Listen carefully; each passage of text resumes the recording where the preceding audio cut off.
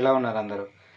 ఈరోజు ఎపిసోడ్లోకి వెళ్తే, నువ్వు కూడా అలా ఎలా ఆలోచిస్తున్నావురా? నీకు తెలుసు కదా, నేను ప్రియని ఎప్పుడూ ఆ దృష్టితో చూడలేదని. అయినా ప్రియ నీ చెల్లెలు కాబట్టి నేను కూడా ప్రియని చెల్లిగానే చూశాను తప్ప ఏనాడు ఆమెను నా భార్యగా ఊహించుకోలేదు అని ఆగిపోయి ధనుష్ వైపు సూటిగా చూస్తూ, నువ్వేమనుకున్నా పర్వాలేదురా, కానీ నేను నా మనసులోని మాట చెప్తున్నా. నాకు ఈ పెళ్ళి ఇష్టం లేదు, కానీ నువ్వు చేసుకోమంటే మాత్రం తప్పకుండా చేసుకుంటా. కానీ ఒక్క విషయం, ఆమె నేను ఎప్పటికీ నా భార్యగా మాత్రం చూడలేను అని తన ఉద్దేశాన్ని చెప్పాడు హేమంత్. అతని మాటల్లో నిజాయితీ, అలాగే ధనుష్ మాట పట్ల అతనికి ఉన్న గౌరవం కనిపించింది. తిరిగి మాట్లాడలేక, నేనలా ఎందుకంటానురా? అయినా నువ్వు ఇష్టం లేదన్నాక కూడా నీకు ప్రియకి పెళ్లి చేస్తే అప్పుడు మా చేతులారా మేమే దాని లైఫ్ని నాశనం చేసిన వాళ్ళం అవుతాం అని అతన్ని కూల్ చేసి, ఒక విషయం చెప్పు, ఎన్ని రోజులు పెళ్ళంటేనే పగటిపుటి సూర్యునిలా మండిపడే నువ్వు ఇప్పుడు చాలా కూల్గా మాట్లాడుతున్నావు. ఇప్పుడు కూడా ప్రియతో పెళ్ళి వద్దంటున్నావు, కానీ పెళ్ళి వద్దని మాత్రం అనడం లేదు. ఇవన్నీ చూస్తుంటే నీ మనసు మారింది అనిపిస్తుంది. మ్యాటర్ ఏంటి అని ప్రశ్నించాడు ధనుష్. విన్న హేమంత్కి కొద్దిగా ఇబ్బందిగా అనిపించింది. అతను చెప్పకపోయినా ధనుష్ అతనిలో వచ్చిన మార్పుని ఎలా పసిగట్టాడో హేమంత్కి అర్థం కాలేదు.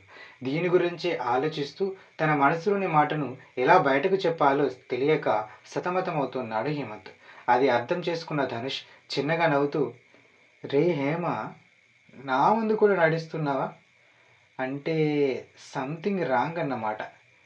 ఇప్పటికైనా ఇక నాంచడం ఆపేసి విషయం చెప్పురా అని తన జేబులో నుండి ఒక రింగ్ తీస్తాడు. బంగారు రంగులో తలతల మెరుస్తుంది ఆ ఉంగరం. దానికి మధ్యలో ఉన్న ఒక ఖరీదైన డైమండ్ దాని అందాన్ని రెట్టింపు చేస్తుంది. అండ్ ఆ డైమండ్ మీద ఎం అనే అక్షరం ముద్రించి కనిపిస్తుంది. ధనుష్ చేతిలో ఆ ఉంగరాన్ని చూడగానే హేమంత్ కన్నులు ఆశ్చర్యంతో అలానే ఉండిపోయాయి. అతను ఆ ఉంగరం వైపే తదేకంగా చూస్తున్నాడు, కానీ నోరు తెరిచి ఒక్క మాట కూడా మాట్లాడలేకపోతున్నాడు. ఎందుకంటే ధనుష్కి ఏం జవాబు ఇవ్వాలో అతనికి అర్థం కావట్లేదు. అంటే ఆ రోజు సడన్గా మాయమయ్యి నువ్వు చేసిన పని ఇదన్నమాట అని ధనుష్ నవ్వగానే హేమంత్ కొద్దిగా తల దించుకున్నాడు. అది చూసిన ధనుష్, రే ఏంట్రా ఈ సైలెన్సు, ఎప్పుడు లేనిది ఆన్సర్ చెప్పకుండా ఇలా ఆడపిల్లల సిగ్గుపడతావేంట్రా అని వెక్కిరించాడు ధనుష్.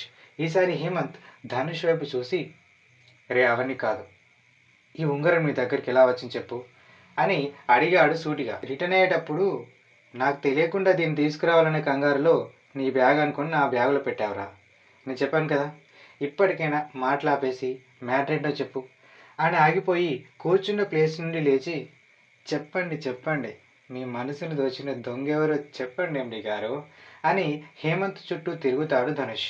హేమంత్ కొంచెం కోపంగా పైకి లేచి, తర్వాత చెప్తా కానీ ముందు అది ఇవ్వురా అని ధనుష్ చేతి నుండి ఆ ఉంగరాన్ని లాక్కొని తన పాకెట్లో వేసుకొని, ముందు ఈ విషయం గురించి ఆలోచించు అని అన్నాడు.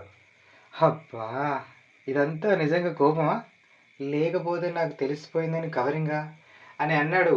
మళ్ళీ వచ్చి తన కుర్చీలో కూర్చుంటూ ధనుష్, ధనుగా మంచిగా చెప్తున్నా, అదంతా తర్వాత చెప్తా అన్నా కదా, ఇక అది వదిలేసి మీ అమ్మ అడిగిన దానికి ఒక సొల్యూషన్ చెప్పు అని నిజంగానే ఉరిమి చూశాడు సీరియస్గా.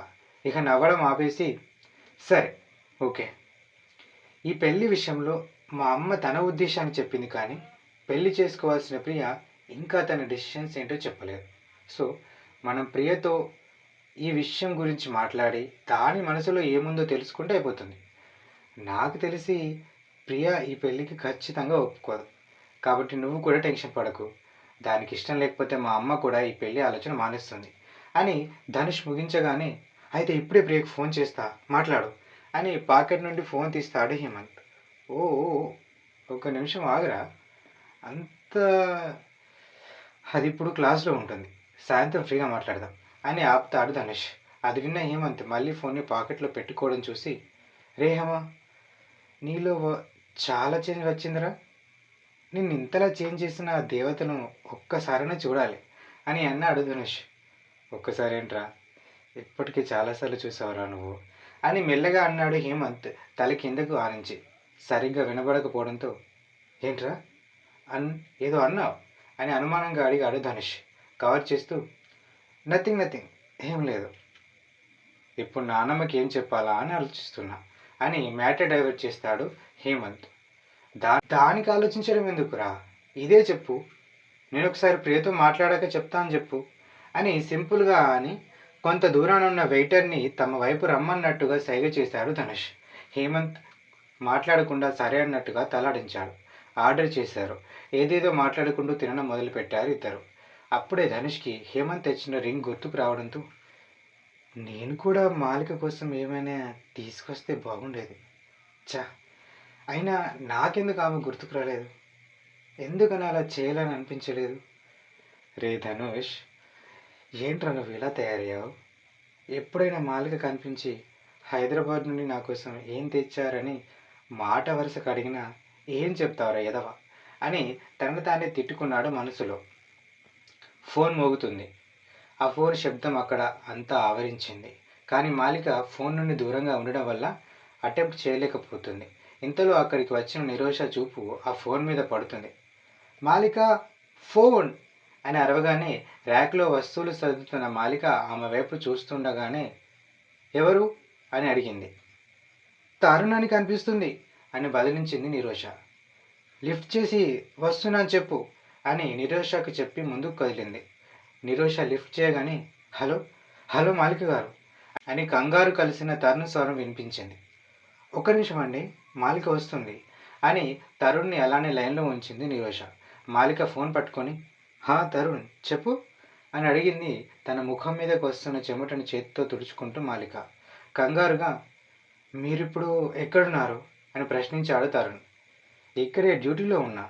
ఏంటి విషయం, ఎందుకంత కంగారు పడుతున్నావు అని జవాబిస్తూ ప్రశ్నించింది మాలిక. ఏం లేదు, ఒకసారి ఇంటికి వెళ్ళాక నందిన్తో మాట్లాడిస్తారా ప్లీజ్ అని అన్నాడు తరుణ్. ఏదో జరిగిందని అర్థం చేసుకున్న మాలిక నువ్వు ఫోన్ చేస్తే లిఫ్ట్ చేయడం లేదా అని తిరిగి అడిగింది.